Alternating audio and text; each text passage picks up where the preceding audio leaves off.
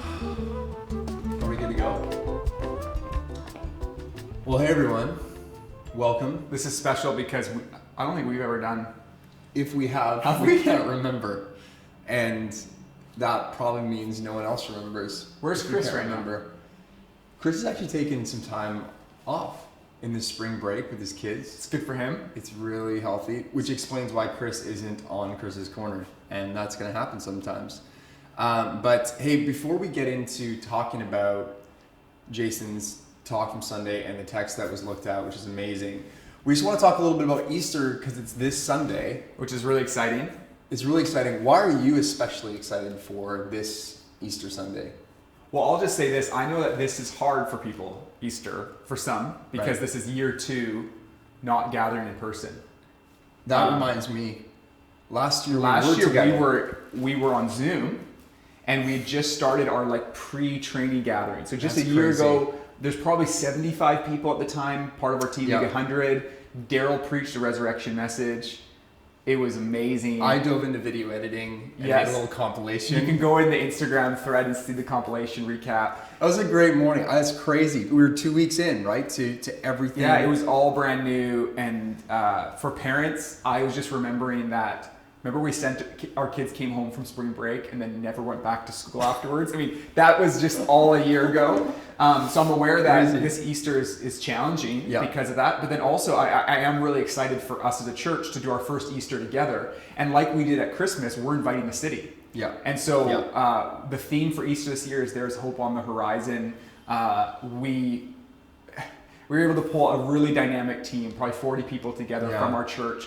People who do floral arrangements, artwork, photography, music, set design, all these things together to build a service that we're really excited for you, not just for you to see because you'll be built up, but also to share and invite people to. Yeah. We did poster blitz. There's posters all over the city. We've been seeing it show up on people's social media that's not even part of our church, just impacted by the signs. We've got some billboards around the city, and we just want people to know that there is hope on the horizon right now, and also in the most cosmic sense, that there's reason to have hope because the resurrection isn't a metaphor, but it's a historical event. And so next week is about us living in that reality. That's so good. And there's this one line, I'll give it away, even though I won't get it perfect. Daryl in his talk near the end. Are you sure you want to give it away? Yeah, I'm positive. Okay. I pre-decided in my heart. He has his line. He's like, and this is a message that everyone deserves to hear. At least once. At least once. It's so powerful. And I just share that with you to say that's kind of what's been leading my heart and going, yes, it is. And so that's our heart in this. It's not to create hype around just an event. It's to say, man, everyone needs to hear the message of Jesus. And there's so many that haven't really heard it or need to hear it clearly again. And so we've done what we can to just make it easy for you to invite people in your life. We never want to micromanage the way that you do that, but we've created digital invitations that are on our website. If you go to thewaychurch.ca/Easter, you can download them, share them if that's a good way for you to, or if you feel like that helps you invite people. And then, like Jay said, we have posters and invite cards. You could come grab an invite card at the office if you want to. But we just encourage you to think of a couple people that you can invite to the service, and we're excited for it, as is clear. Okay, so let's move into the talk and the theme for the week, which really is a lead up to Easter. I mean, the text is about we've taken a pause in our Ephesians series, and it really looks at this, what was the real timeline and narrative that led up to the first Easter. So why don't you give a summary? In the church calendar, which we don't, as a church, necessarily follow all the elements of the church calendar, all these events are in different places. Not all of them line up with the same kind of chronology, but Palm Sunday is literally a week before Easter Sunday in the actual historical narrative. And so you see Jesus come into Jerusalem, teaching in the synagogues, and then he's on trial, and then Good Friday, and then Easter. That's all happening in real time. And so Palm Sunday, 1 week before Easter. And it's just it's an interesting scene. And Jared, it's an interesting experience. I hope that everyone is able to do this. Is when you enter into a text like this, at a first pass, it's powerful, it's illuminating, it's like a worship scene, it's a picture of worship. But then as you dig deeper into the text, you realize this wasn't a spontaneous event. Jesus had this planned. And in fact, Jesus was aware that he was setting off a series of events that would inevitably lead to his crucifixion. like him boldly proclaiming. Right. Up until this point in Jesus' ministry, everything was secretive. Remember, like you can read it in the Totally. Gospels, people would say things like, he would heal people and he'd say, don't tell people because there's so much pressure. Right. This is the point in his ministry where he goes public. Yeah. In the most broad sense. Now, he'd preached to thousands before, so there's a public sense of all of his ministry, but he's always tucking away. This is the moment where Jesus says, I am the king. And what impacted me reading this text and studying this text and then sharing it, the tears over the city, we could talk about that. Yeah. But I think what impacted me was just the degree to which Jesus wasn't, people missed the fact that Jesus was coming to do something even more profound in bringing salvation to the whole world. But because they had a certain expectation about how God should work in human history, the same people that were cheering for him ended up rejecting him just days later. It's a very sobering reality. I think for me, it strikes me so much from the text and from what you shared that Jesus comes in knowing the rejection that's coming. Yeah. Like somehow, and that's a mystery. Yeah. But he's like, he never stops loving people. Yeah, he pursues them. The other thing that was really impactful for me, because this text I think is a lot about worship, and I wasn't able to bring this into the sermon, so this was something that was on the editing floor of the sermon. Part of what this is for. So they're worshiping him. Jesus knows that they're worshiping him as king, but still with their false expectation, their limited view, and that these same people will likely reject him. Right. The Pharisees, the religious leaders in text say, tell them to be quiet. And then he goes, if they stop worshiping, the rocks will cry out. Wow. So what's so interesting is Jesus, I don't even know how to explain this.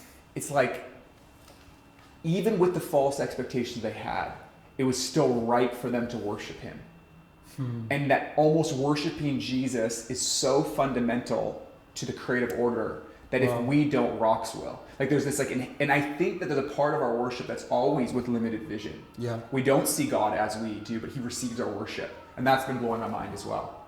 Oh, that's so cool. How do you think that affects us even just in our rhythms as a church? Like how do you see that kind of moving us a certain direction? I think that there's something about our fundamental vocation as humans that we worship God. And that we do that through song, through singing, but also through our lifestyle. And to live a life that's an offering to God is enough. Like it's actually so fundamental to who we are as humans. I love that. What it makes me think of is just like in all my doubt and my bad days and my not feeling it, it's always appropriate to worship. Yeah, maybe that, as you say that you've helped me kind of refine it. It's like, it's still an offering. Yeah. So even your doubt-filled, in your own limited understanding, sometimes putting our own expectations on God, that worship is still received as an offering. Yeah. And to think that we can offer God our imperfect praise is really powerful. And at the end, we talked about this picture of praising God, though, even when he doesn't meet our expectations. And just how powerful that is. And I just know that there's people hurting in this season. I think Good Friday and Easter is this beautiful juxtaposition of loss and celebration happening side by side. Yeah, it's beautiful. And I think there's something about entering into worship aware of loss. No, it's really good. I think that, this is to create conversation, but as we think about, doing as worship, as being a worshiping people and worshiping as a church, even through song and through things, liturgical things on Sundays, it's these kind of conversations that help us know what should our mindset be? Yeah. How should we come into space? One more thing I want to talk about that I think, at least for me, was really impacting. You already referenced it. Was just this idea of Jesus looking at Jerusalem and weeping, and not just a pretty cry. This idea that his heart breaks. And I think as I think about this city, the more I live here, the more I want to get in tune and connected with the God whose heart actually breaks for people. Yeah. And so I just talk a little bit about what was revelatory for you in that part of the talk, and then I just hope that this revelation leads us to pray for and think about people who don't know him.